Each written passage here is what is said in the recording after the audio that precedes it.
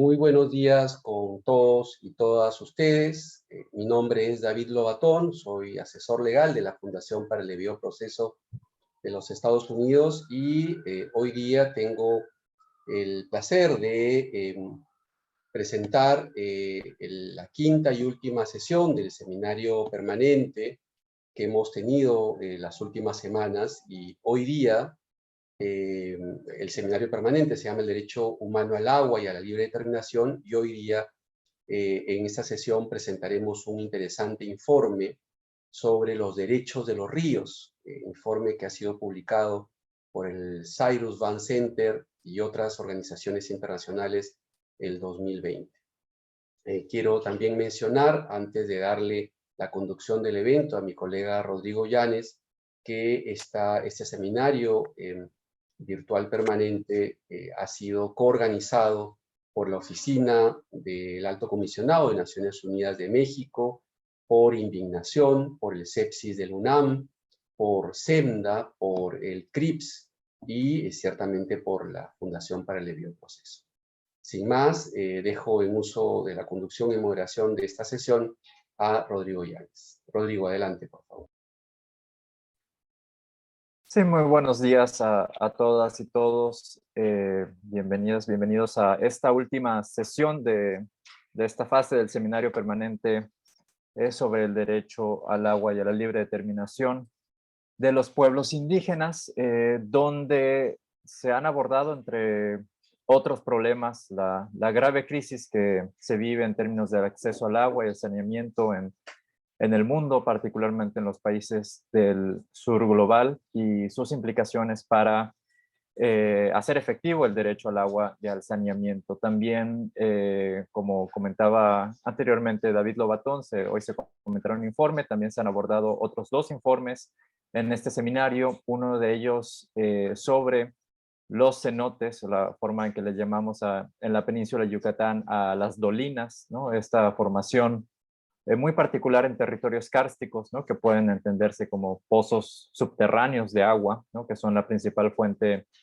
de agua dulce, sobre todo en la península de Yucatán, que se ven igualmente amenazados por varios procesos económicos, políticos que ya se han descrito, y también el reciente informe de la Comisión Interamericana de los Derechos Humanos sobre el derecho a la libre determinación de los pueblos indígenas, un tema al que recientemente pues, se ha adentrado este organismo de derechos humanos.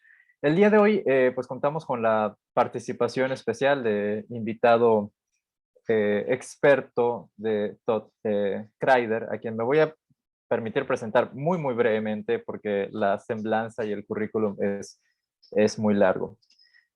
Todd Kreider es socio en Simpson, Thatcher y Bartlett, y hoy ha sido asesor de clientes en transacciones financieras corporativas internacionales.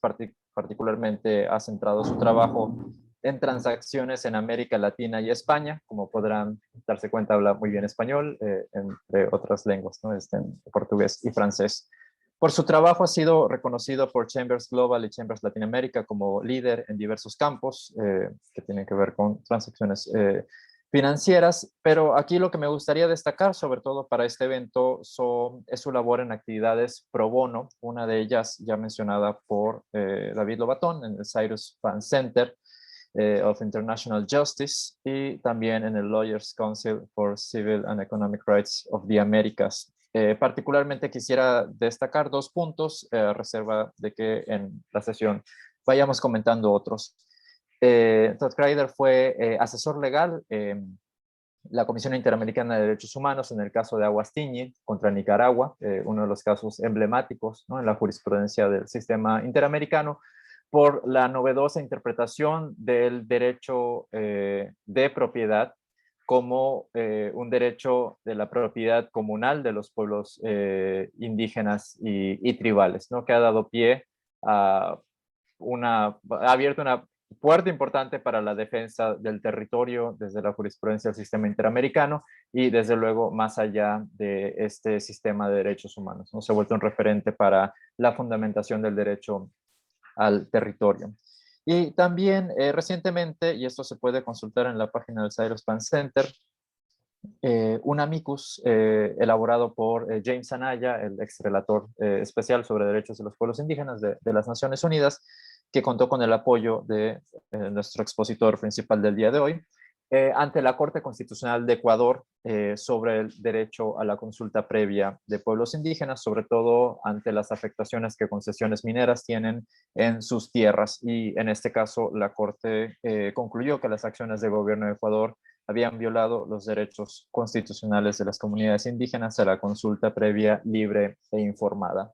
Entonces, bueno, con esto espero solo tengan una idea muy general y muy superficial tal vez de lo que ha sido el trabajo, el reconocido trabajo de Todd Crider, a quien ahora le doy la palabra. Pues muchas gracias por su participación el día de hoy. Muchas gracias, David, y muchas gracias, Rodrigo. Muchas gracias también por la invitación.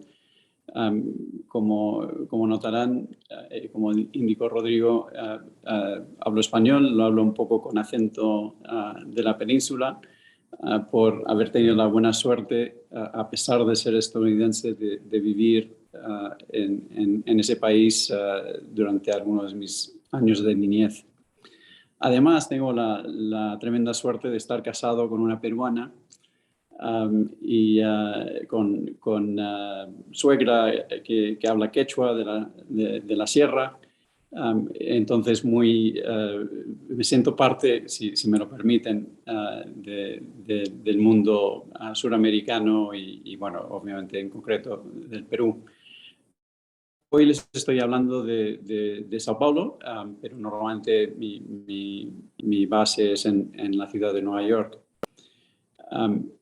Como indicó Rodrigo, hoy estoy con ustedes en representación del Cyrus Vance Center, que está ubicado en el Colegio de Abogados de la ciudad de Nueva York, del cual yo fui el presidente fundador hace 20 años. Y el Vance Center, entre un gran número de actividades, tiene una iniciativa enfocada en el medio ambiente. Y como parte de esa iniciativa se publicó en conjunto con Earth Law Center y International Rivers un reporte excelente sobre el derecho de los ríos, y realmente tiene más que ver con el derecho de la naturaleza, enfocado, eso sí, en la situación de ríos. Como ha indicado Rodrigo, yo he buscado usar la plataforma que me permite mi carrera como abogado transaccional para dedicarme en un tiempo significativo, un porcentaje significativo de mi tiempo, en temas de derechos humanos y justicia internacional.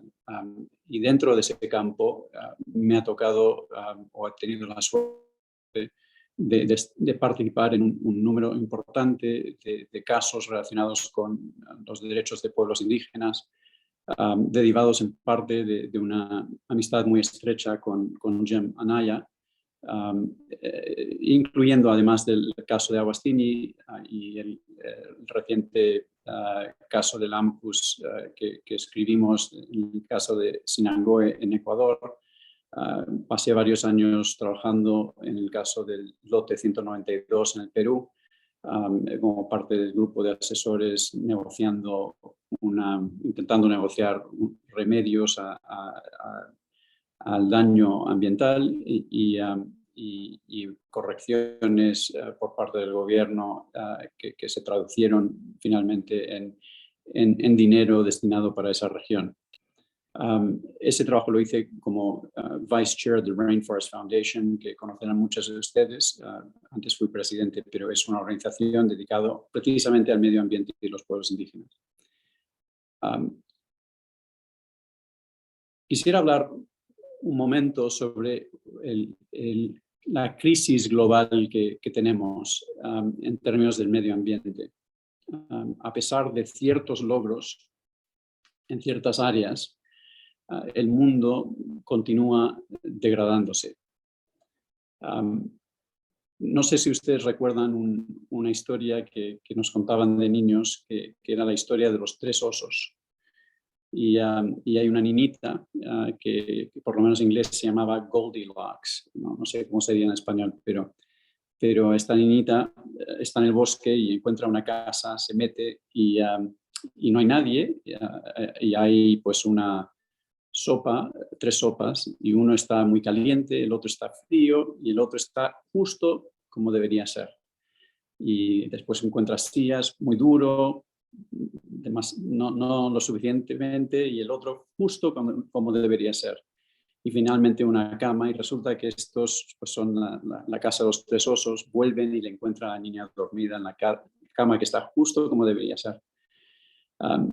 La historia de la humanidad es su desarrollo en un momento que llamaríamos nosotros de Goldilocks, un momento ambiental, un planeta que está justo donde tiene que estar, cerca del Sol, pero no demasiado, y un momento en la historia de ese planeta de 4.500 millones de años, en el cual el equilibrio del clima permitió condiciones en el cual ha podido desarrollarse nuestra especie y tener un periodo de 130.000 años de existencia. Pero ese momento Goldilocks, ese momento equilibrado de justo como debería ser, se ve amenazada. Una autora estadounidense excelente que escribe sobre ciencias se llama Elizabeth Kolbert, y escribió un libro que se llama Sixth Extinction, y habla de 5 eventos de extinción de especies que han habido en la historia de nuestro planeta, y obviamente habla del que está ocurriendo ahora en nuestra era, el Anthropocene era, la era dominada por el ser humano. En los últimos 50 años, 70% de la vida salvaje del planeta se ha perdido, 70%. Y obviamente tenemos la amenaza constante del cambio climático, de la acumulación de dióxido de carbono. En la atmósfera, dióxido de carbono, a diferencia de oxígeno, retiene el calor del sol llega, crea rayos infrarrojos que sentimos como calor, y la gran mayor parte rebota y sale en el espacio. Solo que cuando pega el CO2, eso se calienta y absorbe esos rayos de una forma que el oxígeno no lo hace. Y ese CO2 se queda miles de años. Entonces es una cosa que acumula constantemente y absorbe y remite ese calor hacia la Tierra. Entonces estamos en un momento de tremendo desafío para nuestro planeta, tanto en circunstancias específicas del medio ambiente como en circunstancias planetarias. Ante esa circunstancia se requieren muchas respuestas, y una de esas respuestas que está emergiendo es lo que se denomina derechos a la naturaleza. Derecho a la naturaleza es una idea que sostiene que la naturaleza posee derechos fundamentales, igual que el ser humano. Este concepto tiene raíces muy antiguos y principalmente deriva de tradiciones indígenas que siempre han tratado al ser humano como parte de la naturaleza en vez de diferente de la naturaleza. Como resultado, en los últimos años ha habido precedentes emergentes que derivan en parte del fracaso del movimiento ambientalista moderno de poder responder ante la creciente crisis ecológica. En efecto, este movimiento de derecho de la naturaleza busca reescribir lo que es el sistema jurídico para trabajar para el medio ambiente en vez de contra él. Como saben, yo soy en mi, como diríamos en inglés, en mi day job, en mi trabajo de día, soy un abogado transaccional. Y el sistema occidental de leyes que ha pasado a predominar en el mundo es un sistema basado fundamentalmente en propiedad y en derechos individuales. Y la propiedad y la tierra básicamente se usa para el beneficio del ser humano, sin percibir que tiene un derecho más allá. De hecho, cuando se definen violaciones relacionadas con el medio ambiente, normalmente es en relación a el efecto que tiene sobre el ser humano. Entonces, este concepto de derechos de la naturaleza es fundamentalmente diferente, porque recoge el concepto de que el ser humano tiene que reaprender cómo vivir para que sea en armonía con la naturaleza, reconociendo que somos en realidad parte de él. Entonces, viendo un poco al contenido jurídico, el derecho a la naturaleza ofrece la posibilidad de un cambio más transformativo. Reconoce que la naturaleza no es meramente propiedad humana, sino que la naturaleza misma debería poseer derechos básicos. Eso significa que de alguna forma, dentro del sistema jurídico, tienes que definir que la naturaleza es una persona jurídica o es una persona al cual se le designa o se le identifica derechos. Esto puede ser derechos a existir, derechos a poder vivir y derechos a restauración. Segundo, normalmente este concepto, este marco jurídico busca reconocer para la naturaleza en sí el concepto de standing, es decir, el concepto de tener personalidad jurídica frente a los tribunales o frente al derecho.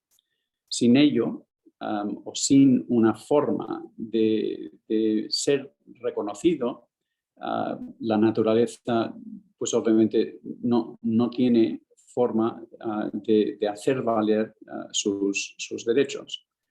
Recuerdo en el 1995 trabajé en un caso en Nicaragua representando a pueblos indígenas en el cual firmamos un contrato con el gobierno de Nicaragua y con una compañía maderera que fue el primer contrato en el cual el gobierno de Nicaragua reconoció para pueblos indígenas algún derecho sobre los recursos forestales que estaban sobre sus tierras reclamadas históricamente. En ese momento, para hacer valer ese contrato, la compañía insistió que todos los miembros de la comunidad, en 150, tenían que firmar el contrato porque la comunidad en sí no tenía personalidad jurídica, no se les reconocía, ¿verdad? No tenían título, pero tampoco tenían personalidad jurídica para que se pueda reconocer como tal. Eso es un poco el problema, si quieres, que tiene la naturaleza, ¿no? No tiene esa personalidad. Y además, aun si tuviera, obviamente no puede hablar de por sí. Entonces, otro tema es crear deberes o obligaciones para los seres humanos de actuar como responsables o guardianes del mundo natural. Estos son parte de los conceptos que están dentro de los derechos de naturaleza. Y dentro de esos derechos, como veremos, una de las cosas importantes pasa a ser cómo ir de un concepto amplio de derecho a algo concreto que logre cambiar las circunstancias dentro de un caso concreto, ¿no? Es decir, que un derecho amplio de la naturaleza logre cambiar los resultados para la naturaleza en tribunales o bajo las leyes de los seres humanos. En el contexto de los derechos de naturaleza, los ríos en concreto han pasado a ser un foco central. Primero, los ríos en todo el mundo están bajo mucha presión. El cambio climático está llevando a cambios en el flujo de muchos ríos, lo cual en sí altera y impone presión en su uso. Pero además, obviamente, y esto es el problema principal, es la sobreexplotación del ser humano de esos recursos, ¿no? El desvío de agua para industria extractiva, el desvío de agua para irrigación, la contaminación de agua por un sinfín de actividades humanas, incluyendo la agricultura en sí, la ganadería y otros, y el efecto, obviamente, obviamente también presas que se crean para generar electricidad, hidroelectricidad. Y el resultado obviamente cambia el flujo de lo que es el río, cambia la calidad y cambia el ecosistema y obviamente todos los animales y la flora y fauna que existe y depende de estos ríos. Como resultado, y ligando esto nuevamente a los pueblos indígenas, los ríos en muchas culturas indígenas sobre todo han sido vistos como sagrados, como entidades vivas y entidades de las cuales que alimentan a ecosistemas y realmente hasta sistemas culturales, ¿no? Y ahí vemos el concepto de derecho de la naturaleza y los ríos encontrándose como, y por lo tanto pasando a ser una de las áreas donde esto más se ha desarrollado. Vamos a hablar sobre diferentes países. Y lo que recoge este reporte es una compilación del avance que ha habido alrededor del mundo en reconocer este derecho de la naturaleza. Sin embargo, antes de ello quisiera hablar un poco más sobre lo que son los orígenes intelectuales o filosóficos de este derecho de la naturaleza. Como había dicho antes, una raíz importantísima que podría pasar a ser un elemento muy importante para el planeta es el origen en lo que son las ideas, el pensamiento y las tradiciones indígenas. Si quieres, lo que sería la jurisprudencia indígena. Muchas comunidades indígenas reconocen o perciben fenómenos naturales como teniendo personalidad y mereciendo protección y respeto en vez de simplemente propiedad sobre el cual uno pueda actuar como uno quisiera.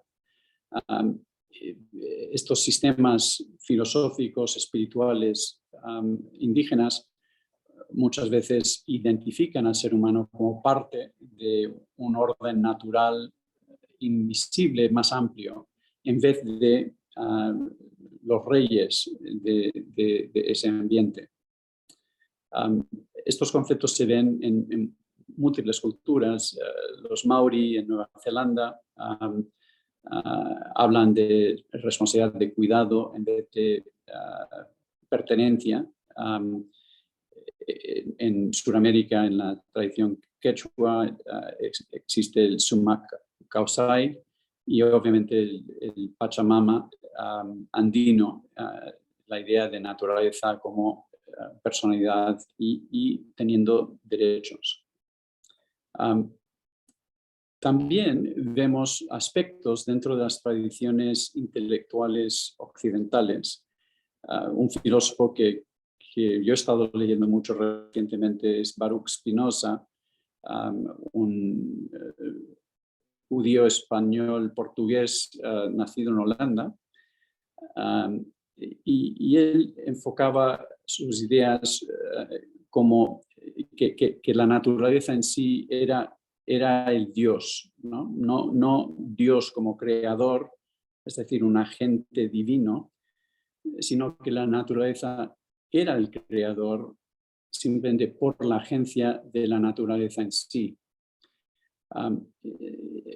Esta idea en sus escritos derivaba en el concepto de que el ser humano necesitaba verse como parte de esa naturaleza y que su felicidad, satisfacción y equilibrio en el mundo pasarían por ese reconocimiento de una vida armoniosa. Interesantemente, elementos muy consistentes con algunos aspectos indígenas. Cuando miramos a lo que es el derecho de naturaleza más reciente o que surja como un concepto para proteger el mundo natural, se ve su primer origen intelectual explícito en un artículo publicado en 1972, hace exactamente 50 años, por un profesor estadounidense que se llama Christopher Stone, y el artículo se llama ¿Deberían los árboles tener personalidad jurídica? Y su punto de partida es que no es más absurdo que la naturaleza tenga tales derechos, de que una serie de otras entidades o activos se puedan reconocer como teniendo derechos de personalidad. Por ejemplo, como todos sabemos, una sociedad, una compañía tiene personalidad jurídica, pero es una ficción, no existe, sino basado en nuestra aceptación de su existencia. Y hay activos que bajo la ley tienen personalidad. Barcos en la ley marítima pueden tener personalidad jurídica. Entonces, en este contexto, simplemente percibido desde un concepto jurídico intelectual, ¿por qué es que la naturaleza no pudiese tener personalidad jurídica? Es cuestión simplemente de reconocerlo, ¿verdad? Obviamente, no es en un sentido, sí es cuestión de reconocerlo, pero también es cuestión de, si se reconoce, darle contenido, ¿verdad? Yo puedo reconocer un derecho, pero si no doy la capacidad de defender ese derecho ante tribunales, si no tengo un mecanismo para recibir beneficios o tener diseñado por el tribunal remedios que corrijan los daños sufridos o instrucciones para evitar daños futuros, entonces ese reconocimiento teórico de un derecho carece de valor.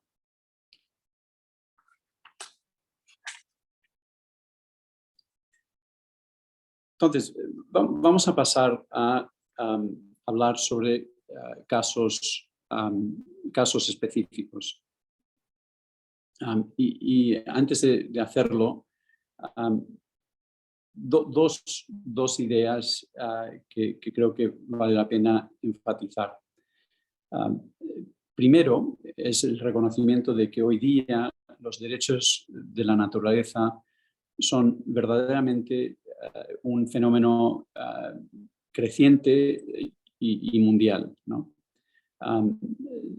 Además de algunas referencias en las Naciones Unidas, en diferentes foros, se ven casos de referencias constitucionales, de leyes específicas relacionadas con el derecho de la naturaleza y sobre todo de una emergente jurisprudencia relacionada con esta temática. Y los países donde se ve son tan diversos como Nueva Zelanda, Bangladesh, Colombia, Uganda, Panamá, Chile, Ecuador y Bolivia, por dar algunos ejemplos importantes.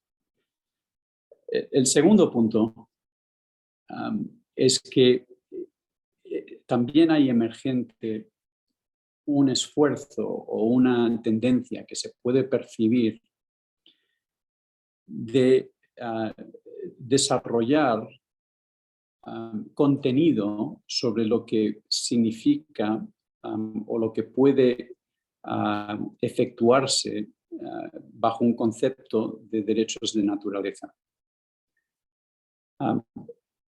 Es decir, como yo indiqué antes, uno puede reconocer personalidad jurídica, pero en la ausencia de contenido de lo que eso significa, pues no logras nada, o en la ausencia de cómo hacer valer ese derecho reconocido, pues pasa a ser algo retórico finalmente.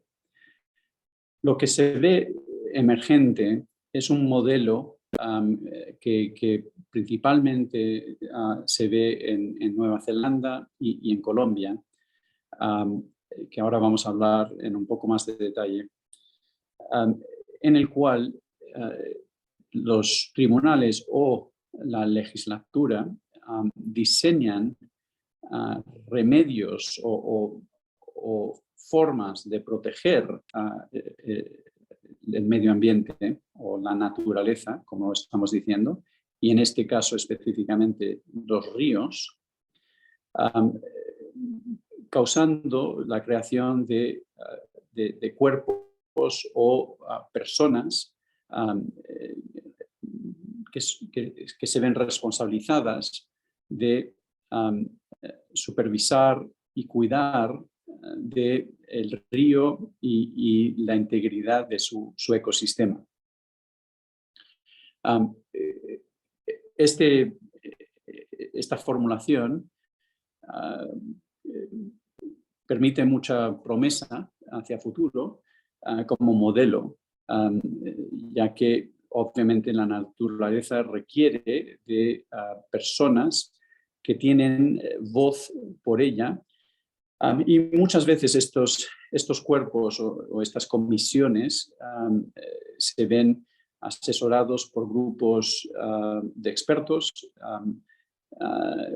y en algunos casos tienen requisitos de reportar al Congreso o al público o, por supuesto, ante el juez o los tribunales que han impuesto la comisión como la forma de proteger al medio ambiente. Como indiqué, esta forma de trabajar ha surgido sobre todo en Nueva Zelanda y allá se ha avanzado principalmente como acción del Congreso en vez de como acción de jurisprudencia.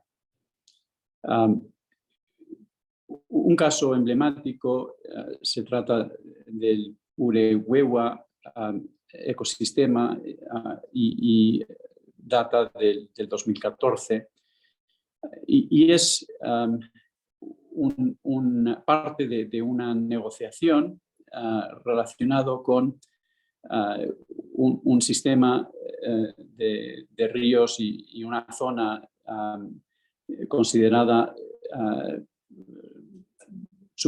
espiritual o sobrenatural por los pueblos indígenas de Nueva Zelanda.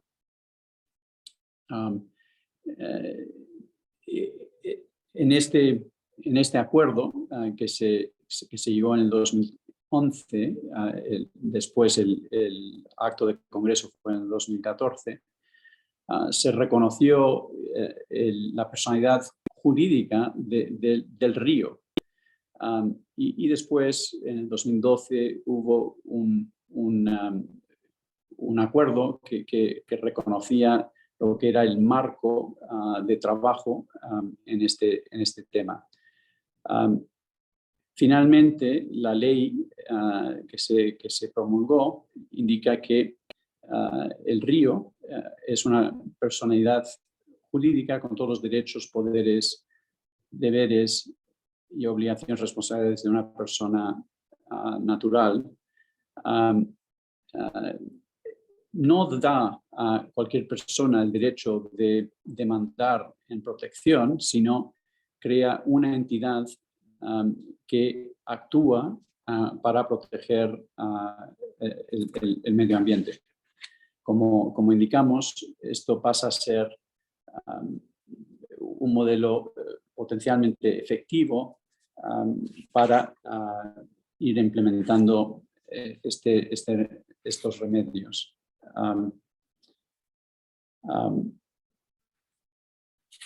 Pasando ahora a Bolivia.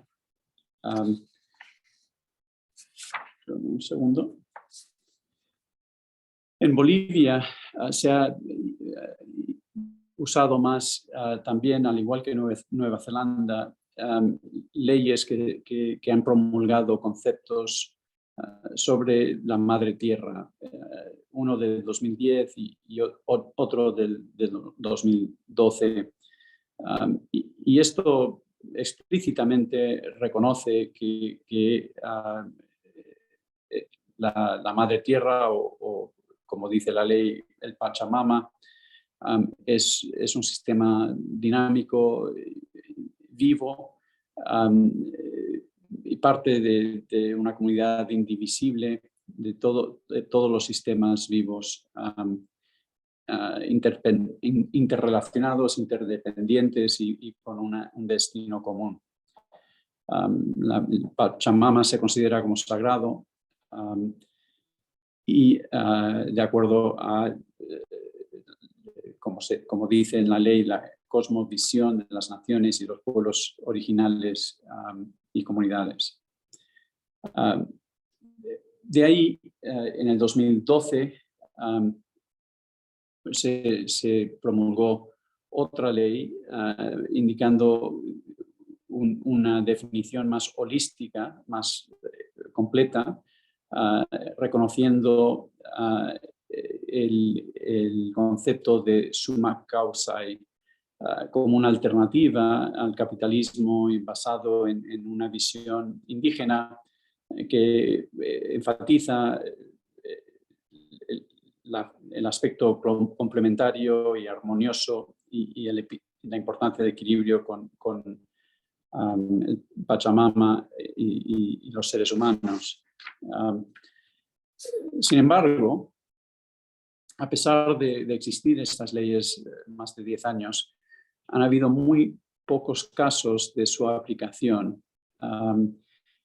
Y de hecho, se sabe que obviamente en Bolivia la industria extractiva es muy importante y entonces hay un grado de escepticismo de si estos derechos de la naturaleza van a resultar en cambios importantes o significativos, lo cual hasta ahora no ha ocurrido. Esto se puede contrastar con Colombia, Colombia es quizá el país en Sudamérica y quizá en el mundo donde más ha avanzado este concepto. Y ha avanzado derivado de un caso de río que se llama el caso del río Atrato. Y de hecho hay un número de importantes casos derivados dictados por el Tribunal Constitucional de Colombia, que en su conjunto representan un cuerpo de jurisprudencia importante, quizá el más importante del mundo en estas ideas. Inicialmente, en el caso del río Atrato, el corte administrativo inicial lo encontró inadmisible porque derivaba de conceptos de derechos colectivos en vez de individuales. El Tribunal de Apelación sostuvo ese rechazo, el cual fue revertido por el Tribunal Constitucional. Y el Tribunal Constitucional de Colombia dio una interpretación muy amplia de los derechos, encontrando que la contaminación del río no solamente amenazaba derechos protegidos por la Constitución, pero también derechos a agua, a seguridad de alimento, a un ambiente sano y a la cultura y de las comunidades étnicas que habitan el río Atrato. Segundo, quizá de forma radical, más radical, perdón, la Corte encontró que los derechos violados fueron no solamente los de las comunidades, sino también del río en sí. Es decir, reconocieron judicialmente un derecho de la naturaleza. Declararon que el río Atrato era sujeto de derechos, es decir, en algún sentido reconocieron su personalidad.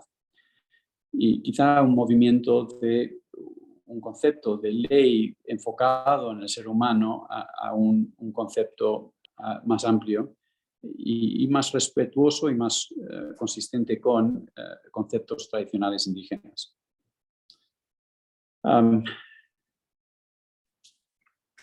En Colombia, de forma posterior, han habido una serie de otros casos, incluyendo el caso de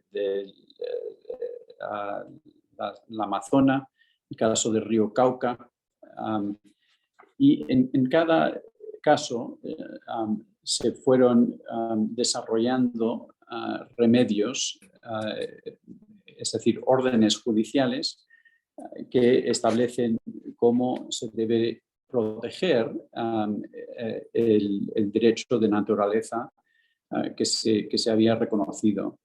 Por dar un ejemplo, en el caso del Amazonas,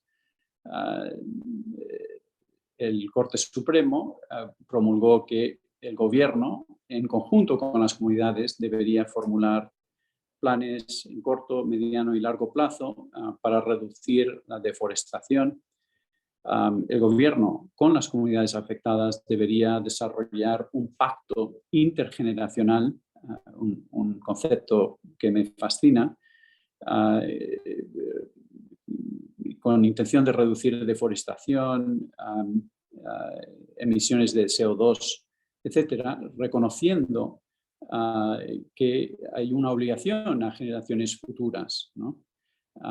Y entonces es un pacto intergeneracional en el sentido que es para la protección de los que nos siguen. Y cada las municipalidades en el área afectado tendrían que desarrollar en un periodo específico un plan para el manejo de los recursos forestales con el enfoque en reducir deforestación. Es decir, de nuevo, esto es ejemplos de casos que sin derivar exclusivamente de un concepto de derecho de la naturaleza, incorporan explícitamente el concepto y ahí crean formas de implementar y hacer valer el derecho reconocido.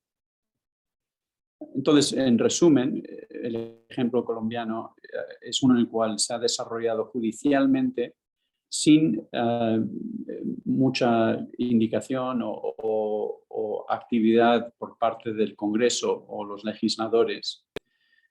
Y en cada caso se ha seguido más o menos el parámetro del caso de Río Atrato, reconociendo, imponiendo protección al ecosistema derivado de un reconocimiento explícito de los derechos de naturaleza. Entonces, esto es un ejemplo muy importante derivado de encontrar un derecho de la naturaleza derivado de derechos constitucionales y derechos fundamentales, pero expandiendo el concepto. Pasando a Ecuador, en Ecuador hay una enmienda, hubo una enmienda en el 2008, una enmienda constitucional en el cual se reconoce específicamente que la naturaleza o Pachamama, toda la vida se reproduce y ocurre, tiene un derecho integral de respeto por la existencia y manutención y regeneración de su vida, ciclos de vida, estructura, funciones y procesos evolutivos.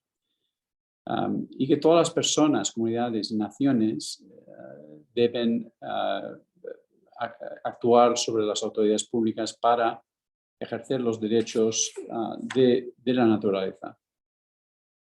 Este esfuerzo constitucional es importante porque reconoce uno de los más importantes y más íntegros hasta el momento de reconocer este derecho a nivel constitucional. Sin embargo, este derecho de la naturaleza no se ve como superior a otros derechos.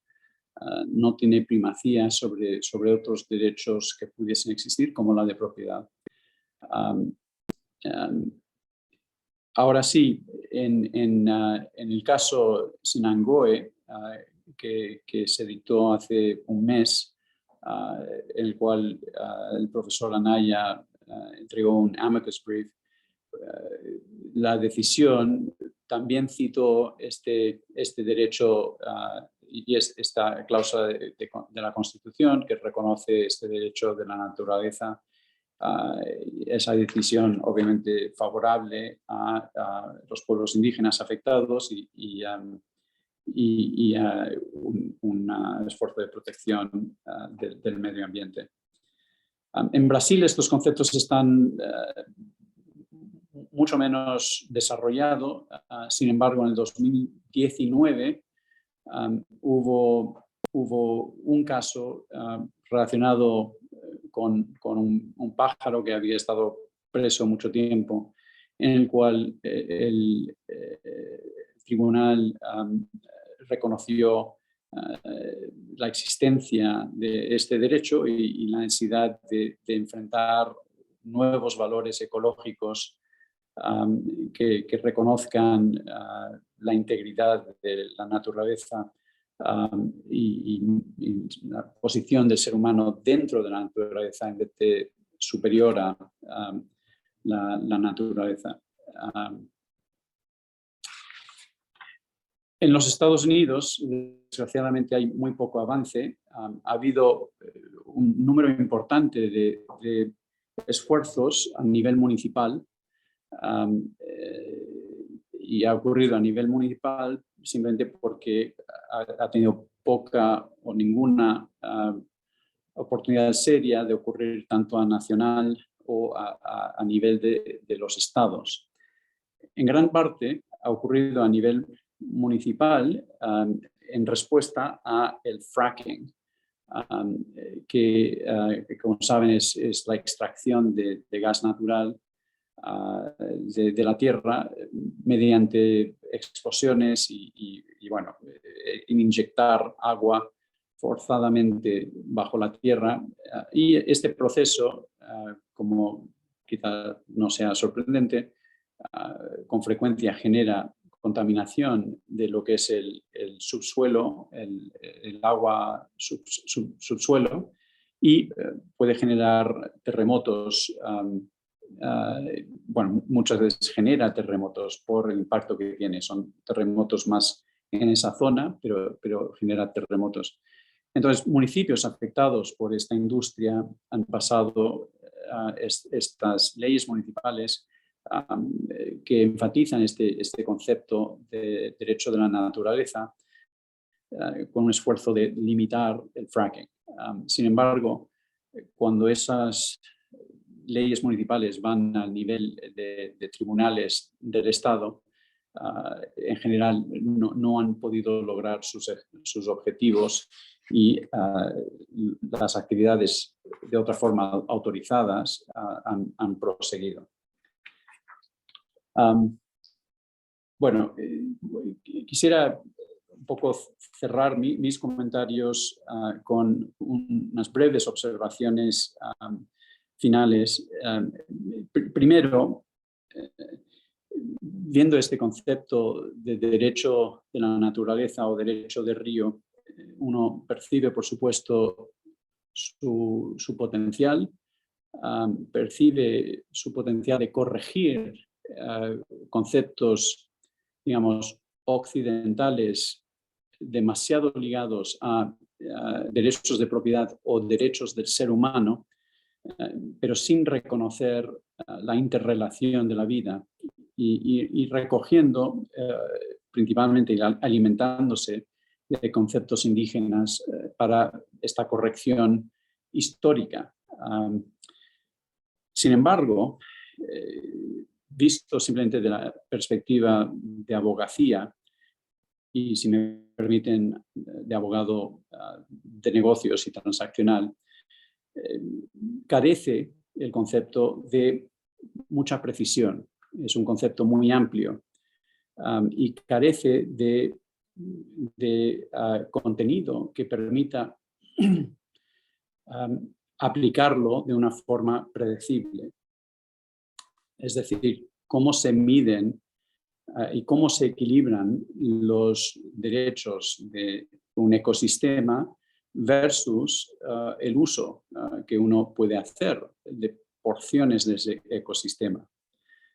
Uno está al lado del río, uno quiere irrigar una porción. Uno está al lado del río, uno quiere echar una red y sacar pescado. Uno está al lado del río y se quiere desarrollar una presa para el motivo que fuera. En este contexto, siempre, casi cualquier actividad humana y otras, estás al borde del río, plantas monocultura agrícola y usas fertilizante. Eso obviamente contamina el río y puede destruir la vida acuática. Tienes ganado, lo cual genera desechos que puede contaminar dramáticamente y crear ríos muertos. Todas estas actividades, es decir, no solamente actividad extractiva de alto volumen, pero todas estas actividades afectan el medio ambiente. Entonces, ¿dónde están las líneas dentro de este concepto? Y por lo tanto, si uno vive al lado del río, ¿cómo sabes y cómo haces uso del medio ambiente, de la tierra, sin infringir en este derecho de la naturaleza? Entonces, un desafío dentro de este campo que creo que ofrece mucha promesa y debería ser un campo de expansión y de mucho trabajo, pero un desafío es darle contenido y claridad para que sea útil o para que su aplicación pueda tener alguna predecibilidad y por lo tanto servir como guía más efectivo para el comportamiento humano. Voy a terminar con una referencia a un libro y una pequeña historia. El libro es de dos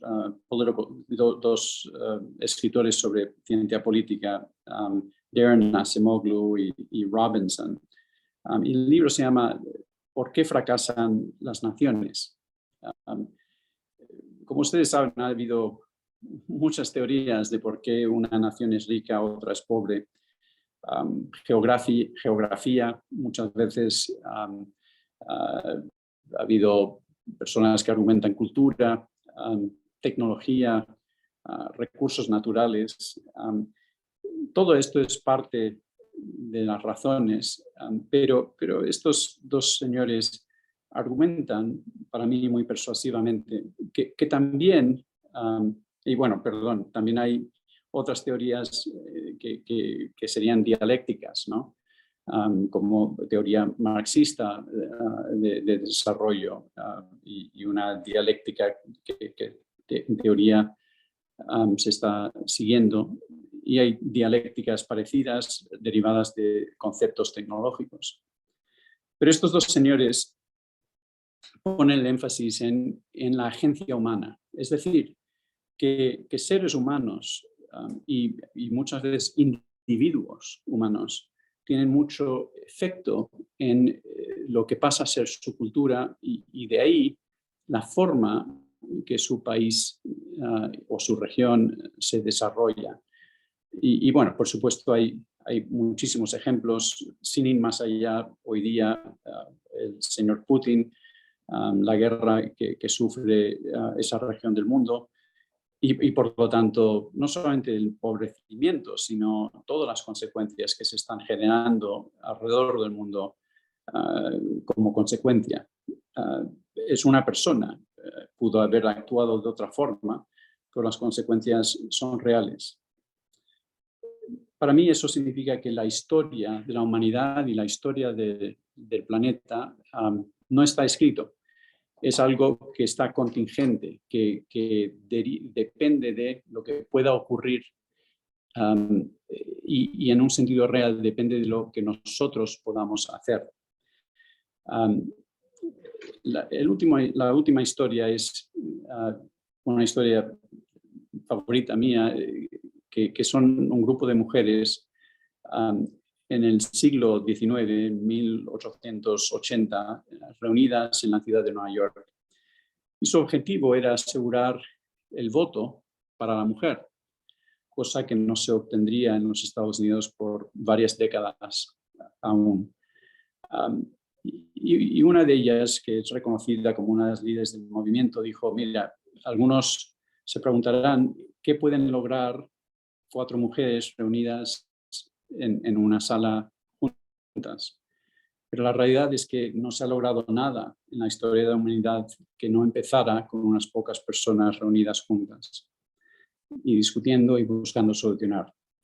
Entonces, este concepto, creo, del derecho de la naturaleza nos ofrece esa promesa de rectificar un error de nuestra especie, de nuestro egocentrismo, de ignorar la naturaleza que nos creó y creernos dueños de él. Les agradezco. Muchísimas gracias, señor Kreider. Hace un momento, bueno, el profesor David Lobatón se disculpa con las y los panelistas y la audiencia porque tuvo que atender un imprevisto que ya no le permite continuar en la sesión. Y también el día de hoy originalmente nos acompañaban en la sesión de Zoom Canaan-Sonot, los guardianes de los cenotes, los cuerpos de agua que referíamos hace un momento al inicio de esta sesión y sobre el cual DPLF ha elaborado un informe sobre los cenotes como sujetos de derecho.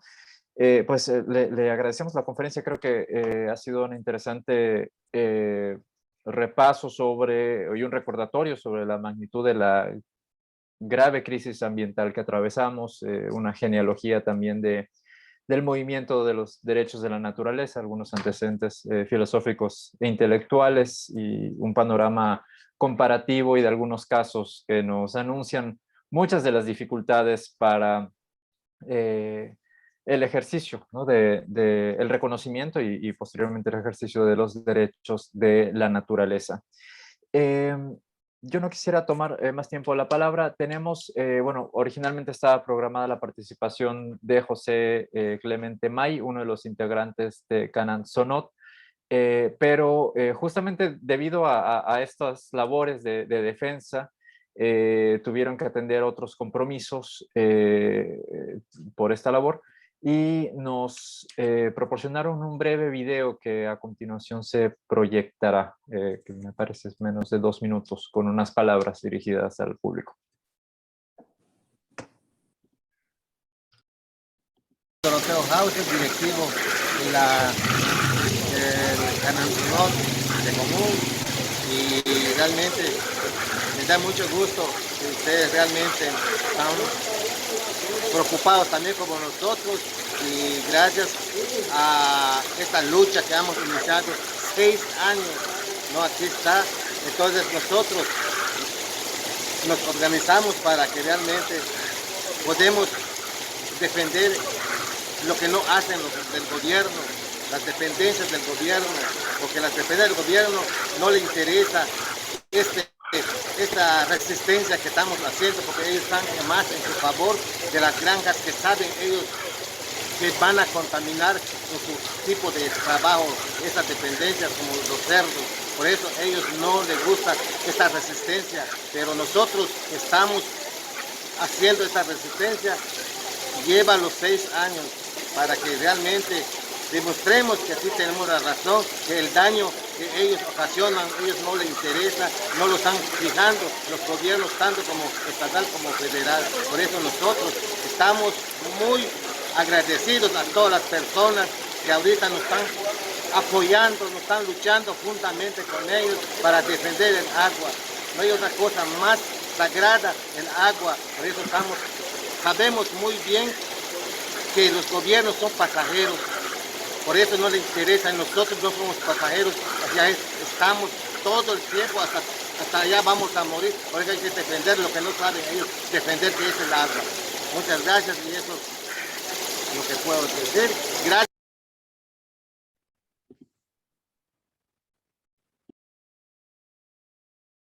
Sí, bien, pues las palabras de don Doroteo Hau, uno de los integrantes de Canaan-Sonot.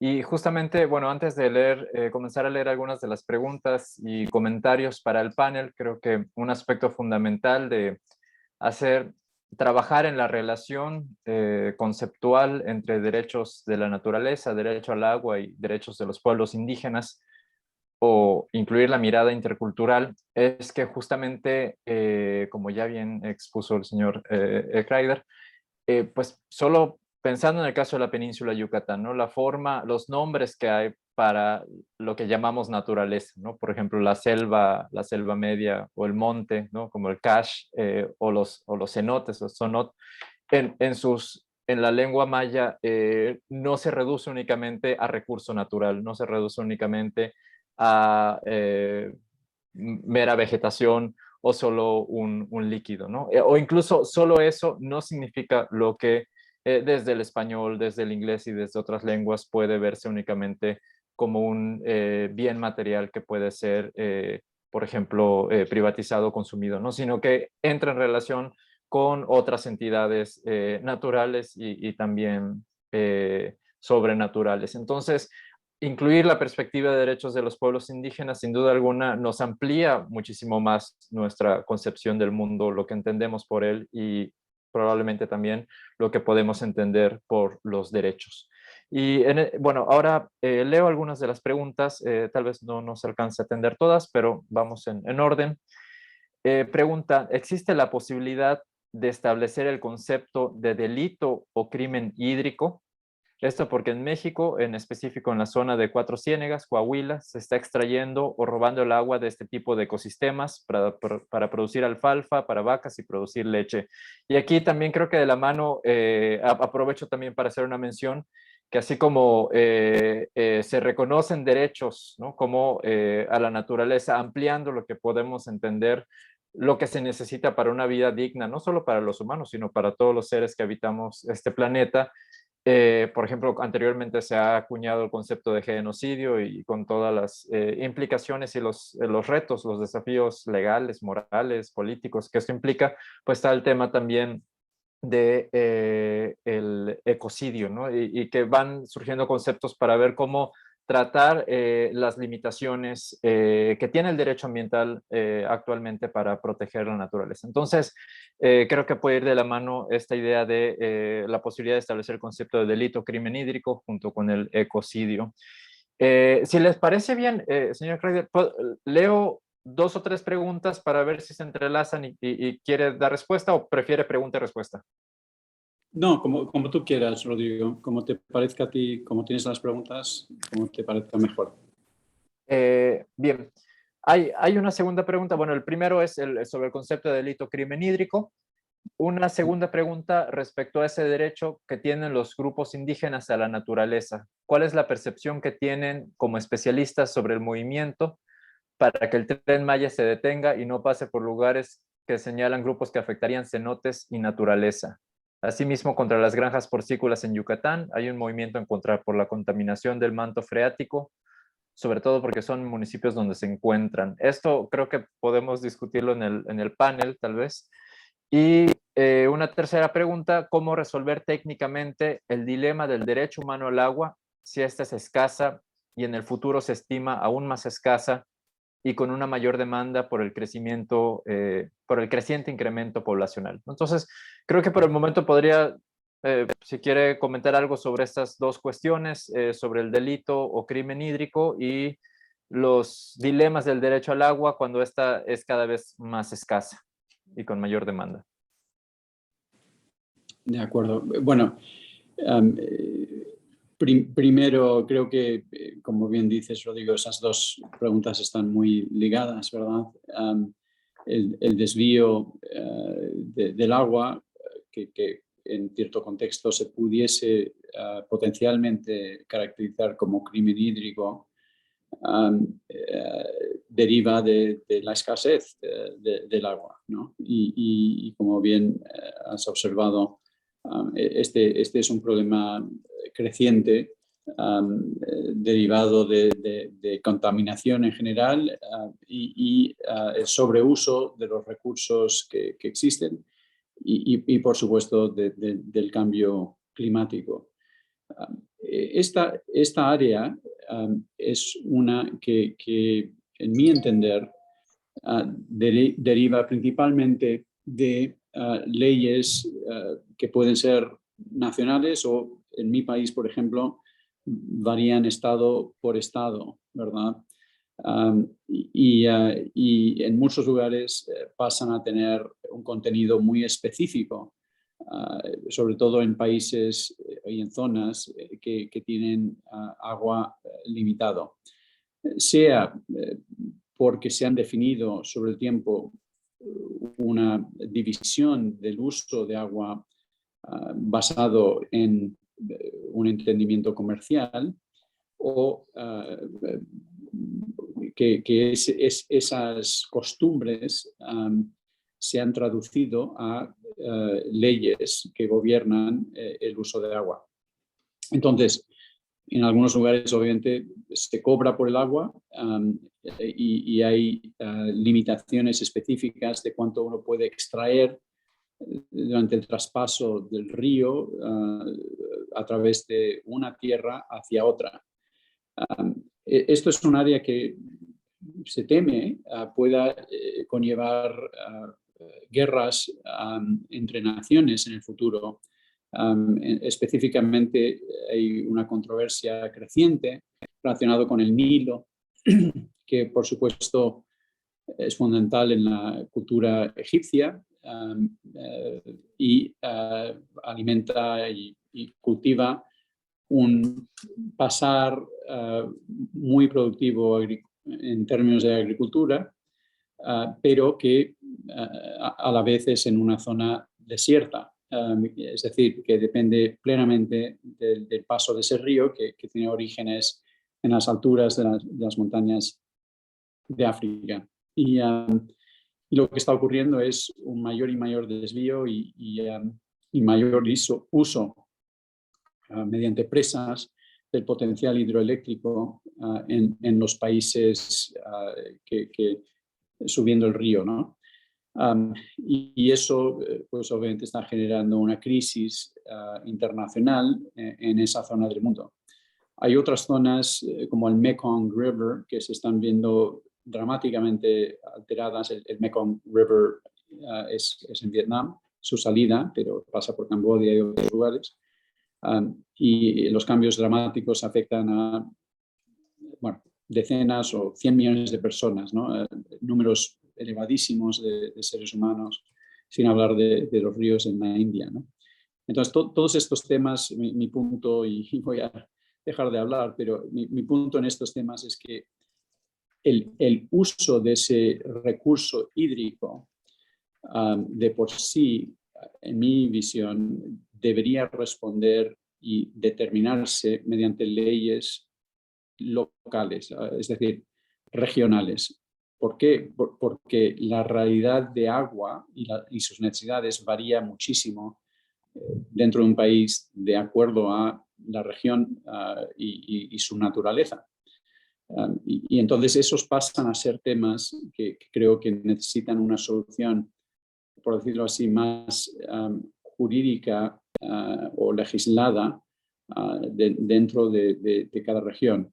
Por supuesto, como Rodrigo bien observa, cualquier decisión o alternativa de ley debe conformarse a lo que serían las leyes fundamentales internacionales, ¿no?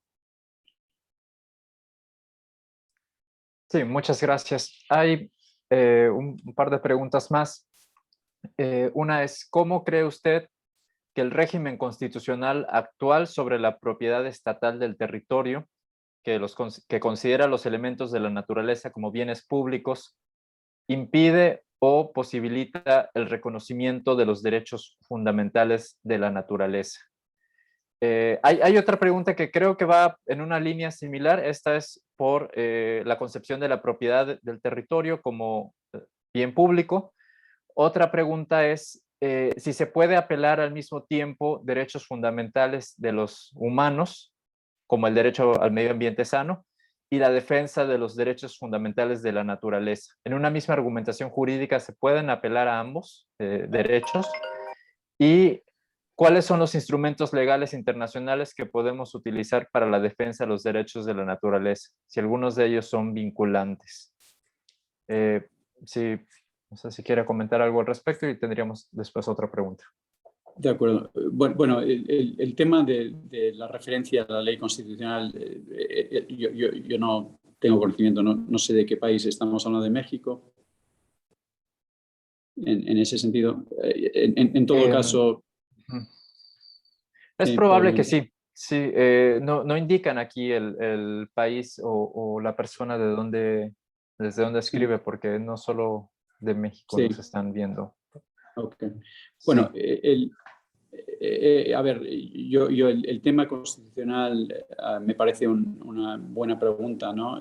Pero deriva obviamente de las leyes y la jurisprudencia relativa a esa constitución en ese país, ¿no?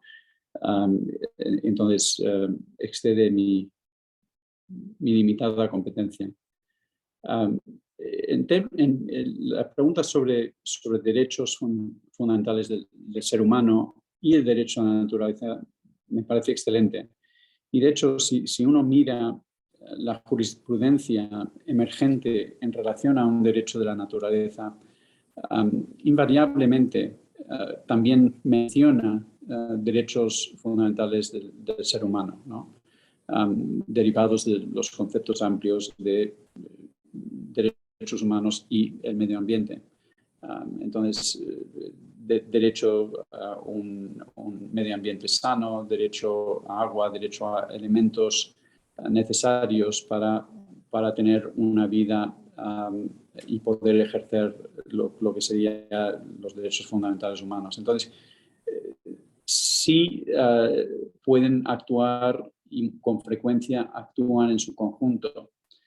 La diferencia, y es una diferencia importante, es que no es un derecho de la naturaleza si deriva principalmente de los derechos de los humanos. Es decir, el derecho de la naturaleza se distingue por ser un derecho independiente del ser humano. Es un derecho que es reconocer el valor y la personalidad de la naturaleza en sí y más bien que nos ubica a nosotros dentro de la naturaleza, en vez de que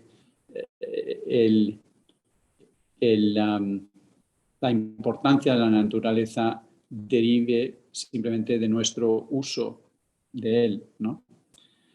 Entonces, creo que la respuesta es este esfuerzo intelectual y de abogacía, de jurisprudencia, de legislación, de avanzar un concepto realmente con raíces en los sistemas intelectuales y espirituales de los pueblos indígenas. Este concepto se debe defender basado en la naturaleza en sí, ¿no? En la integridad y nuestra posición dentro de la naturaleza. Y eso es su diferencial. Habiendo dicho eso, en el objetivo de proteger el medio ambiente, este derecho de la naturaleza no es necesariamente inconsistente con un número de derechos fundamentales humanos.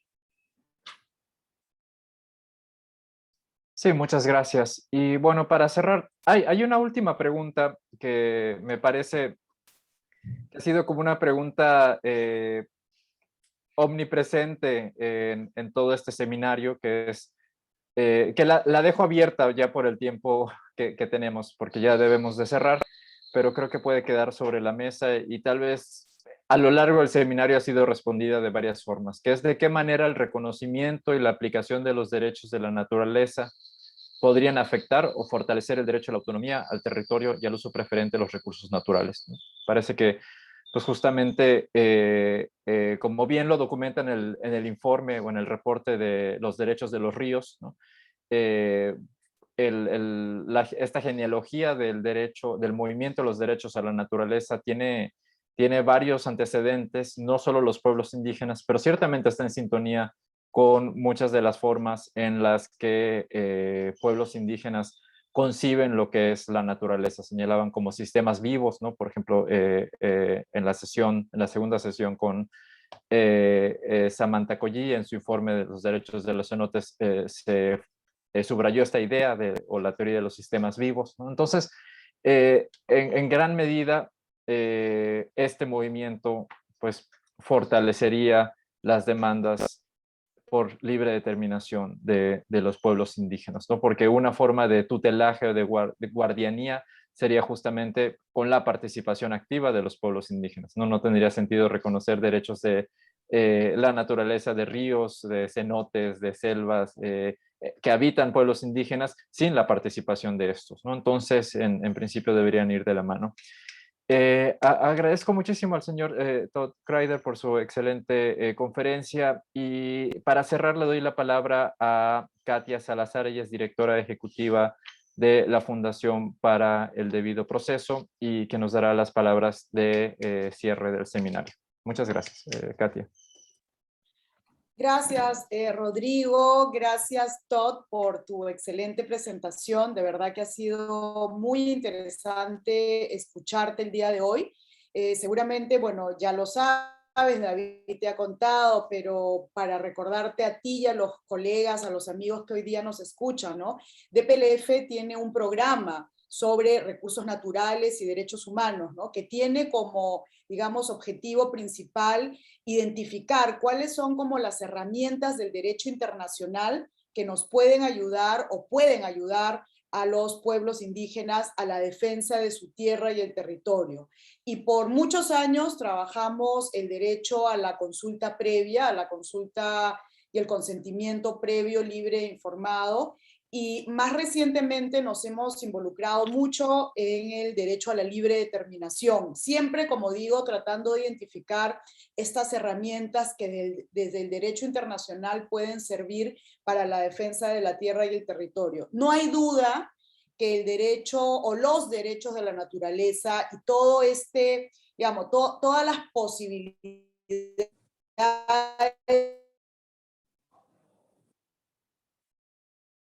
adicional, son un instrumento relativamente nuevo que deberíamos usar para la defensa de la tierra y el territorio. No hay ninguna duda sobre eso y valoramos, apreciamos y felicitamos la iniciativa del Van Center de hacer este informe sobre el derecho de los ríos junto con otras organizaciones porque, digamos, hace un análisis exhaustivo o integral del tema y nos comparte los desarrollos que han habido en diferentes países, etcétera, etcétera. O sea que, digamos, felicitaciones y un agradecimiento por el informe.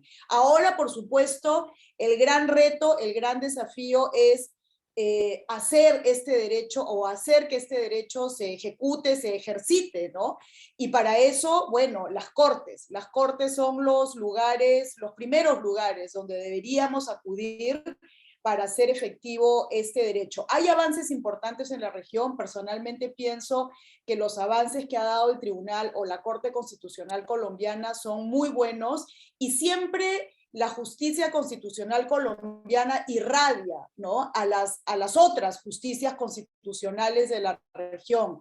Es muy importante hacerle seguimiento a lo que dice o a lo que hace la justicia constitucional colombiana por eso. O sea, para mí, la asignatura pendiente, la tarea que me queda después de escucharte esta mañana es cómo litigar casos en defensa de derechos de la naturaleza en nuestros países, ¿no? En México, en Centroamérica, en Perú, en fin, ¿no? No va a ser fácil, no va a ser nada fácil, porque inclusive derechos que son más, digamos, mainstream, ¿no? Más aceptados socialmente, aunque están escritos en nuestras constituciones, como el derecho a la consulta previa o el derecho a la libre determinación, no son necesariamente respetados ni fácilmente reconocidos en decisiones judiciales, ¿no? Y eso que están en nuestras constituciones o legislaciones, va a ser mucho más difícil el reconocimiento de este derecho en casos concretos, pero para eso estamos los abogados, digamos, para trabajar, ¿no? Y para eso los amicus curiae, los informes de expertos que como el Van Center puedan hacer en juicios concretos. Las observaciones de juicio son muy, muy, muy importantes, ¿no? Y digamos, solo para también cerrar esta idea, la otra gran tarea, ¿no? que me llevo, o idea que me llevo después de escucharte esta mañana, es que sí, tenemos que impulsar el ejercicio de los derechos de la naturaleza, pero sin olvidar los otros derechos, digamos, que también son herramientas que estamos usando para la defensa de la tierra y que todavía nos presentan un montón de desafíos, como los que mencionaba, el ejercicio del derecho a la consulta, el ejercicio del derecho a la libre determinación. Un elemento para mí que cruza todos estos temas y que cada vez ha ido adquiriendo mayor visibilidad, pero que está ahí, ¿no? Dando vueltas, es el papel que juega la corrupción o las redes corruptas en la afectación de los recursos naturales. O sea, es como el elefante en la sala, porque mientras por un lado estamos empujando el derecho internacional, promoviendo nuevas interpretaciones de las reglas del derecho internacional para la defensa de la tierra y el territorio, y tenemos éxito, ya por otro lado vemos la aparición y el desarrollo de redes criminales integradas por funcionarios públicos, por actores externos, que existen, que funcionan, que se crean para aprovecharse de nuestro Perú. Acá uno de los fenómenos más graves es el de la minería ilegal, con todo su impacto, no solamente en el medio ambiente y en la naturaleza, sino en las personas, trata de personas, en fin, ¿no? Entonces, y detrás de eso hay redes corruptas que se han puesto de acuerdo para aprovecharse de estos recursos, que se inclusive cooptan o se meten en los poderes judiciales locales para obtener decisiones a favor. Entonces, solamente quería recordar, ¿no?, que el tema es mucho más complejo y que hay que, digamos, asumir o luchar desde diferentes frentes, ¿no? El frente de la defensa de los derechos, pero también quizás el otro frente, el frente más criminal, penal, en fin, porque no podemos negar esta realidad, ¿no? No me voy a desviar de mi tema, pero solamente quería, en relación a este último punto, comentar que desde DPLF, por ejemplo, que somos una organización de defensa de derechos humanos, cada vez más nos vamos involucrando en los temas de combate a la corrupción, no porque seamos una organización anticorrupción, sino porque vemos que en muchos de los temas que trabajamos, la corrupción está detrás de las violaciones de derechos humanos. Entonces, es importante tener esta visión holística. Nuevamente, yo sé que ya no hay tiempo, nuevamente, Todd, qué gusto conocerte, aunque sea por Zoom, ¿no? Y qué gusto, ¿no? Conocer sobre todo, de verdad lo digo, de todo corazón, qué gusto conocer a un abogado corporativo que trabaja en estos temas de interés público. No es tan común. En América Latina no es muy común. Cuando buscamos abogados privados para que nos ayuden en casos concretos vinculados a recursos naturales, no es tan fácil que acepten, porque normalmente son abogados de las compañías, de las mineras, y no quiero, o sea, no quiero ver el mundo, no veo el mundo blanco y negro, pero esa es la realidad, ¿no? Entonces, como diríamos en Perú, eres un bicho raro, digamos, una rara avis, ¿no? Abogado corporativo que también trabaja temas de interés público y a favor del interés común. Ojalá se puedan fortalecer los lazos contigo y con el Van Center, ¿no? Yo creo que hay muchos litigios ahí dando vueltas, sobre todo en México, que es de donde emana este curso, la península de Yucatán, y sería muy interesante contar con el apoyo de ustedes pro bono, amicus curiae, observación de juicios, quizás una misión de observación a la península para poner los reflectores sobre lo que pasa ahí. Bueno, aquí lo dejo. Muchas gracias, Rodrigo, y muchas gracias, amigos, que nos acompañaron el día de hoy. Rodrigo. Pues eso sería todo. Pues agradecemos muchísimo a todas y todos pues las organizaciones, personas que hicieron posible el seminario, la sesión de hoy. Y pues no sé si por parte de DPLF o alguien más quisiera dar alguna palabra de cierre o... David, no, que está urgente. Perdón, está Enrique, ¿no? Sí, está Enrique.